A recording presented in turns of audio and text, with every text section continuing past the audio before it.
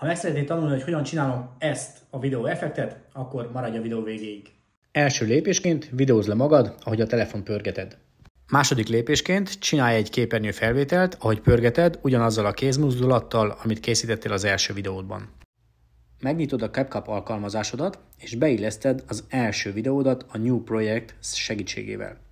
Amikor ezzel megvagy, akkor rányomsz arra, hogy Overlay, és hozzáadod a második videót, ugyanis azt, amelyiket pörgetted balfele. Amikor ezzel is megvagy, akkor a második videóra kattintva, addig görgetsz jobbra, ameddig meglátod azt, hogy Edit. Ott pedig a Cropra, és itt összehúzod a felesleges helyeket. Amikor megvagy itt a szerkesztéssel, akkor a jobb alsó sarokban van az a kis pipa jel, arra rá fogsz nyomni, majd az alsó videón dolgozunk továbbra is, és megkeresed azt, hogy Mask, majd rányomsz arra, hogy Split. És itt tudod állítani, hogy mennyi látszódjon belőle, majd a két nyílnak a segítségével, hogyha húzod lefele, akkor homályosítod el, és így nagyobb effektet adsz neki.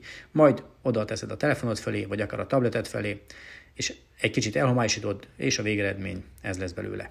Ha tetszett ez az oktatóanyag, akkor mindenképp nyomj egy lájkot, és kövess be, hogy ne maradj le a következő tartalmaimról. Legyen további szép napod. Ciao.